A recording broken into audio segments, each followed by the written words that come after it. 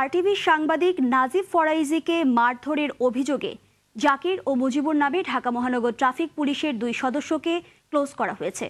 শনিবার সন্ধ্যায় রাজধানীর গ্রিন রোডে বাঘ বিতণ্ডার জেরে নাজিবকে বেধম মারধর করে অভিযুক্তরা। পরে স্বরাষ্ট্রমন্ত্রী ও পুলিশ কমিশনারের নির্দেশে তাদের বিরুদ্ধে ব্যবস্থা নেওয়া হয়। অবিস্তাম জানাচ্ছেন বিস্তারিত। শনিবার সন্ধ্যার পরে আরটিভির স্টাফ রিপোর্টার তার বড় ভাইয়ের 4 দিনের শিশু ভাই ও ভাবি সহ অটোরিকশা করে পান্থপথ মোড়ে সিগন্যালে যেতেই সিএনজি অটোরিকশা সিগন্যাল দেন কর্তব্যরত ট্রাফিক পুলিশ। চালক গাড়ি থামালে ট্রাফিকের এক সদস্য অটোরিকশার সামনের গ্লাস ভেঙে দেয়। এতে কাচের টুকরো গাড়ির ভেতরে বসা নাজিব ফরাইজির মুখে আঘাত করে। আমার গ্লাসটা গাড়ি ভাঙে গেছে। হাই আপনি এটা কাজ করলেন?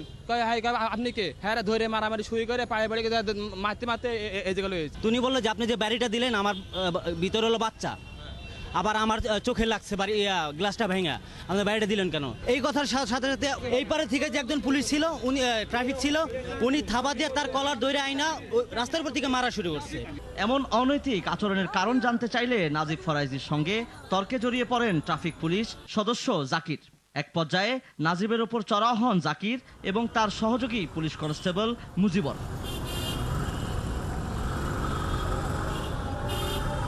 আপনি আমার সঙ্গে এভাবে কথা বলতেছেন কেন? এর কথা বলার পরই সে আমাকে ধরে অনেকগুলো ঘুষি দিছে, তারপরে আমার বুকে লাথি দিছে, রাস্তা থেকে মারতে মারতে টানে হেসে নিতে নিতে পুলিশ বক্সের মধ্যে নিয়ে একা মারছে। বিষয়টি আরটিভি কর্তৃপক্ষ স্বরাষ্ট্রমন্ত্রী এবং ঢাকার পুলিশ কমিশনারকে জানালে তাদের নির্দেশে ট্রাফিক পুলিশের ঊর্ধ্বতন কর্মকর্তারা সেখানে ছুটে যান। এটা আমার পুলিশ কনস্টেবলেরই ফল্ট। তো আমি আপনাদেরকে আশ্বস্ত করছি যে তার বিরুদ্ধে যথোপযুক্ত ব্যবস্থা আমরা নিব। সে অপরাধ করেছে এবং এই অপরাধ পুলিশের যে প্রচলিত আইন রয়েছে সেখানে হবে এবং এই বিষয়ে আমরা প্রত্যেকেই অবগত আছি। স্থানীয়রা জানিয়েছেন এখানকার কয়েকজন ট্রাফিক পুলিশ প্রায়ই মানুষের সঙ্গে উচ্ছৃঙ্খল আচরণ করেন।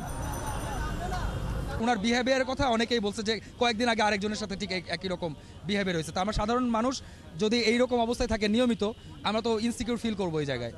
যখন আবার ফেলাই দিয়ে তার পা দিয়ে লাথি হতেছে, বুট জুতা দিয়ে লাথি হতেছে। এদিকে আহত নাজিবকে স্থানীয় একটি হাসপাতালে চিকিৎসা করানো হয়। অভি ইসলাম, আরটিভি, ঢাকা।